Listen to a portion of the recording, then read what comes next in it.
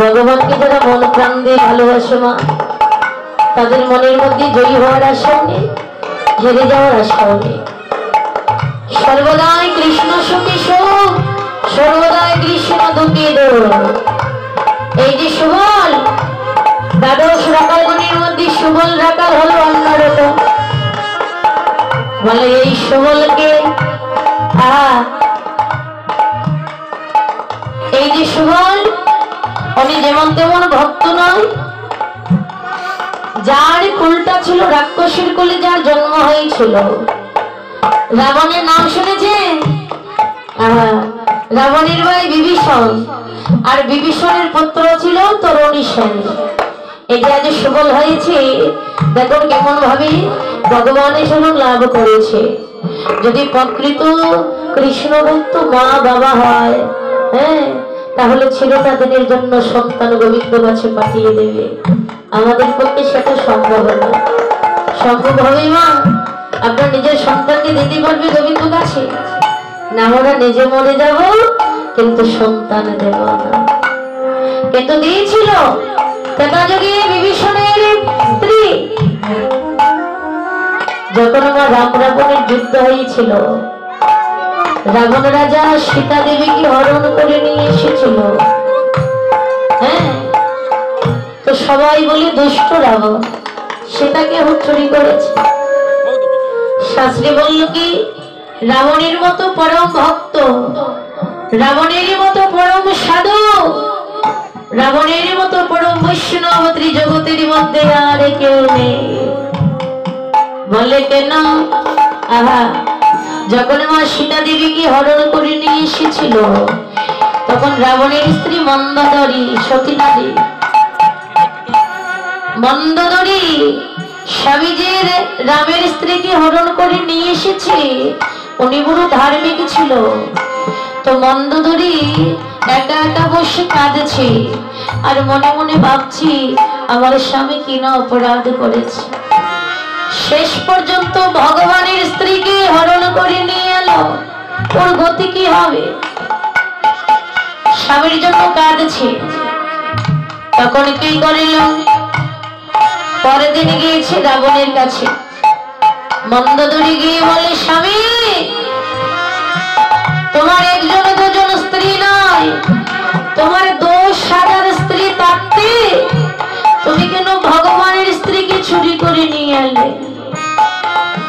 প্রশ্ন করছে, তোমার 10,000 স্ত্রী থাকতে কেন রামের স্ত্রীকে তুমি চুরি করে নিয়ে এলে?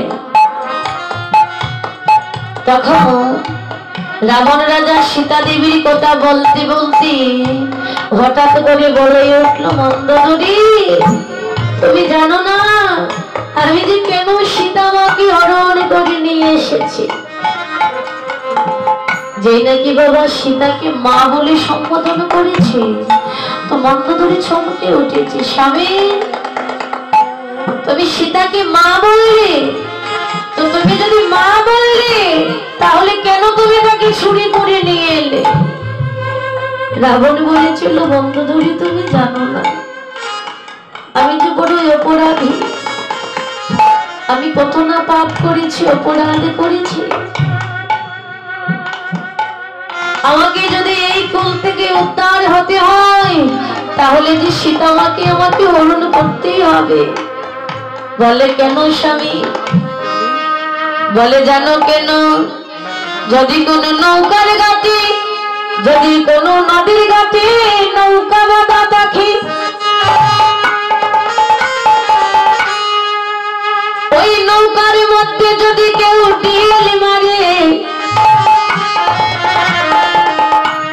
যদি কোনো নৌকা বাঁধা থাকে না, আর ওই নৌকার মধ্যে যদি কেউ পাথর ছুঁড়ে মারে, তাহলে কে আসে? কে আসবে আগে? নৌকার মাঝি আসবে।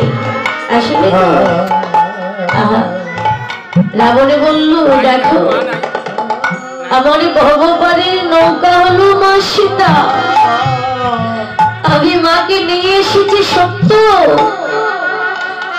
জগতে শুনেছি যদি কোনো ভগবানের কোনো প্রিয় ভক্তকে যদি কেউ আঘাত করে, এই জগতে যদি কোনো ভক্তকে আঘাত করে কেউ, সবই কিছু সইতে পারে ভগবান, ভক্তির আঘাতই ভগবান সইতে পারে না। মন্দোদরী আমি সেই ভবপারের, সেই ভব নদীর নৌকা হলো আমার সীতা মা, আর ওই নৌকার মাঝি হলো আমার রামচন্দ্র। মন্দোদরী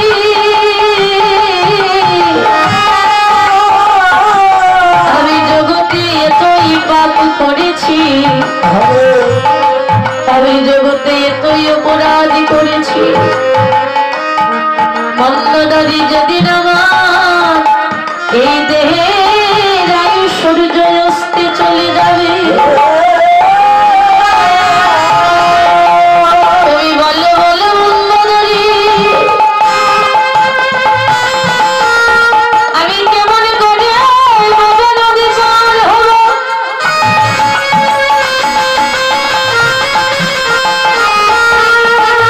এই জন্য তো মা সীতাকে আমি হরণ করে নিয়ে এলাম, আর যদি একবার আমার প্রভু রামচন্দ্র আসে, একবার তিলকের হরি জগতের প্রতি একবার আসে, তুমি এবার খেদো না, যদি কোনদিন আমার এই পাপ রাজ্য মহলে একবারে যদি প্রভু রামচন্দ্র আসে, তবে তুমি সেদিন কেঁদো, যার নাম ধরে কাঁদলে ভব নদী পাড়ি দেওয়া যায়, যার নাম ধরে ডাকলে হৃদয় জ্বালা বারণ হয়ে যায়। আমি কাঁদব না মন্দোদরী, যেদিন আমার প্রভু রামচন্দ্র আসবে, ওই দুটো নয়নের জল দিয়ে জানো কি করব? আমি নয়নে জলে ছড় দুয়াই দিব।